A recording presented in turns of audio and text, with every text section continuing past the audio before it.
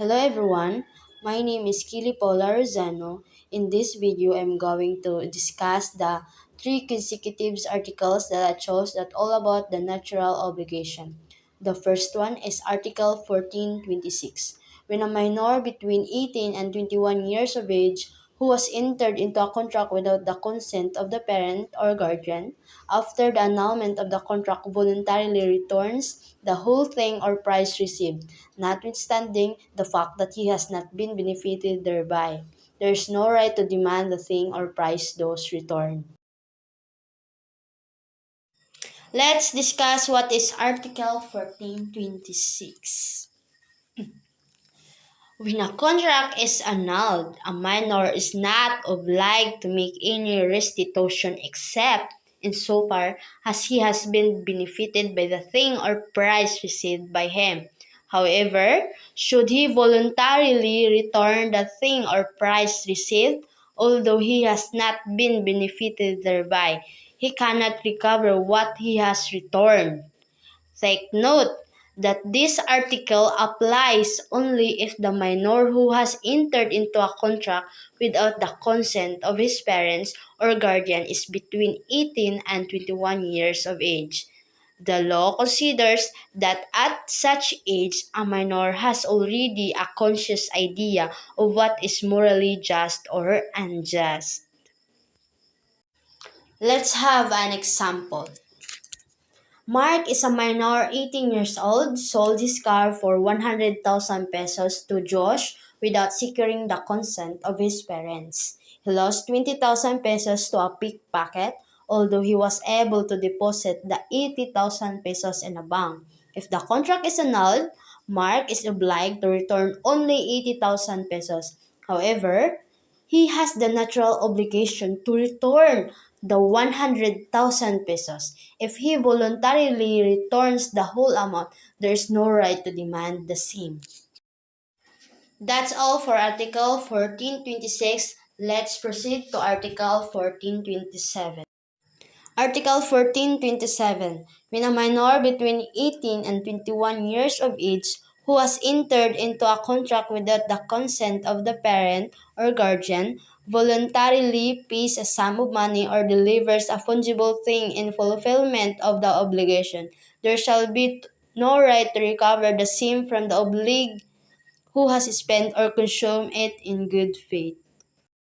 Let's discuss the Article 1427. Payment by minor. Article 1427 deals with voluntary payment by a minor over 18 years of age under annullable contract. It exists and is enforceable unless it is set aside or annulled by a competent court. It is not the voluntary payment that prevents recovery under this article, but the fact that the obliged has consumed it in good faith. It is true that the contract can be annulled, but until it is so annulled, it is exists as a civil obligation. Good faith of creditor. The good faith of the creditor consists in the belief that the debtor has capacity to deliver the object of the contract. It must exist at the time when the thing was consumed or the money was spent. Nature of the thing. Fungible means consumable. When the minor cannot recover the fungible thing, it is when the creditor has consumed it in good faith. Non-consumable thing. Even if the thing delivered is not consumable, the debtor cannot recover if the thing is no longer in the possession of the creditor who has acted in good faith, either because he has alienated or has been lost. Let's have an example of Article 1427. Ferdy entered into agreement with Dines for sharing 10,000 pesos in his networking business. Ferdy, being 15 years old, is confident that his money will earn in short time. After 1 year, he was dismayed that every time he asked Dines for earnings of his share, Dines just updated him the points he earned but not telling him the exact amount. He told this matter to his mother and sued Denise to recover the money because the annulment of the contract was not yet prescribed. That's all for Article 1427. Let's proceed to Article 1428. Article 1428, when after an action to enforce a civil obligation has failed, the defendant voluntarily performs the obligation.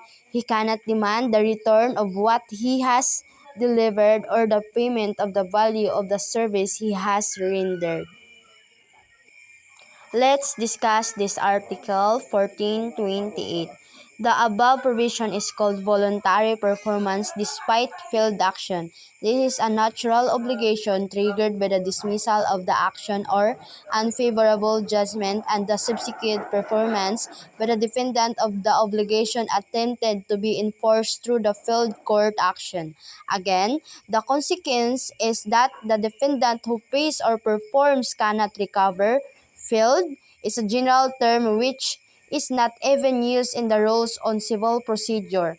Therefore, it covers a dismissal on technical grounds or judgment on the merits. Let's have an example in Article 1428. Kaguya has failed to pay her obligation. Kaguya is sued by Chika, the creditor. Kaguya won the case. Notwithstanding this, Kaguya voluntarily performs her obligation. Kaguya cannot demand the return of what she has delivered of the payment of the value of the service she has rendered. That's all for Article 1428. That's all, and thank you.